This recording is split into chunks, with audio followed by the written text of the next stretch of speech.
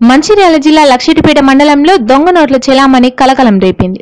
మంచిర్యాల జిల్లా లక్షిటిపేట మరియు హాజీపూర్, చెన్నూరు మండలాల్లో అమాయక పత్తి రైతులను దొంగ నోట్లతో మోసం చేస్తున్నారు కొందరు పత్తి వ్యాపారులు. మంచిర్యాల జిల్లా లక్షిటిపేట మండలంలో గత కొద్ది సంవత్సరాల క్రితం సంచలనం సృష్టించిన దొంగ నోట్ల చెలామణి కేసు మరవకముందే మళ్లీ దొంగ నోట్ల చెలామణి సంఘటన పట్టణంలో చోటు చేసుకుంది. స్థానిక పోలీసులు తెలిపిన వివరాల ప్రకారం హాజీపూర్ మండలంకు చెందిన సింగిరి స్వామి అనే పత్తి కొనుగోలుదారుడు జిల్లాలోని చెన్నూరు, కోటపల్లి మండలాల్లోని పలు గ్రామాల ప్రతి రైతుల వద్ద నుండి కొనుగోలు చేసిన ప్రతిని లక్షిటిపేట పట్టణానికి చెందిన మల్యాల జగన్ కు 2 రోజుల క్రితం విక్రయించాడు.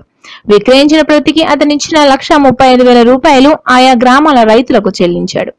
ఇంకా అతని వద్ద మిగిలిన రూపాయలలో 950 రూపాయల నకిలీ నోట్లు ఉన్నట్లు గుర్తించాడు.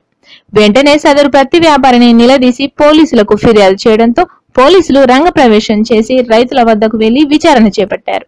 ఈ సందర్భంగా స్థానికులు మాట్లాడుతూ దొంగ నోట్ల చెలామణిని అరికట్టి ప్రజలకు సహకరించాలని పోలీసు వారిని విన్నవించుకున్నారు. సిరిగిరి స్వామి అనే ముల్కాల గ్రామస్తుడికి అతను పత్తి రైతుల దగ్గర కొనుక్కొని ఈ మల్యాల జగన్ అనే వ్యక్తికి అమ్మడం వల్ల ఈ మల్యాల జగన్ అతనికి 1,30,000 రూపాయలు డబ్బులు ఇవ్వడంతో అతను ఒక కౌంటింగ్ చేసుకున్న క్రమంలో ఒకదానికి రంగు ఉండడంతో డౌట్ వచ్చి అది వెరిఫై చేయక అతని దగ్గర ఒక 9 నోట్లు ఫేక్ కరెన్సీ నోట్లని గుర్తించడంతో నిన్న లక్షపేట పోలీస్ స్టేషన్లో ఫిర్యాదుగా కేసు నమోదు చేసి విచారణ ప్రారంభించింది. ఈ విచారణలో ఎవరెవరు భాగస్వాములు అందరినీ వెరిఫై చేసి వాళ్ళ మీద తగు చట్ట చర్య తీసుకోవడం. ఇచ్చాడు, ఇంకొని 3,50,000 ఇచ్చాడు, ఇంకొతనికి 3,50,000 ఇచ్చాడు. వెరిఫై అంటే ఎవరెవరికి ఎంత అమౌంట్ ఇచ్చినాడు, ఎవరెవరికి అతను పత్తమ్మకాలలో డబ్బులు చెల్లించడం జరిగింది, వాళ్ళ దగ్గర ఏమన్నా. పట్టణంలో గత దాదాపు 5-6 సంవత్సరాల నుంచి దొంగ నోట్ల చలామణి జరుగుతున్నా కానీ ఎవరు పట్టించుకోవడం లేదు. ఎన్నో సందర్భాలు స్టేట్ బ్యాంక్ ఆఫ్ ఇండియా ఏటీఎంలో దొంగ నోట్లో ఏటీఎంలోకి వెళ్ళడం జరిగింది. తర్వాత ఎస్బీహెచ్లోకి ఏటీఎంలోకి వెళ్ళడం జరిగింది. మన గూడెం చెక్ పోస్ట్ కాడ కూడా దొరకబట్టడం జరిగింది. దొంగ నోట్లు దొరికినాయి. తర్వాత లక్ష్మీపేట పట్టణంలో కూడా దొంగ నోట్లు 2-3 దుకాణాలు దొరికినాయి. అయినా కానీ చూసి చూడనట్టు వ్యవహరిస్తున్నారు. దీని మీద కఠిన చర్యలు తీసుకోవాలి. ఇవాళ ఈ 2 days బ్యాక్ కూడా దొంగ నోట్లు దొరికినాయని తెలిసింది. కానీ దీని మీద ఎటువంటి చర్య తీసుకుంటారో వేచి చూడవలసి ఉంది.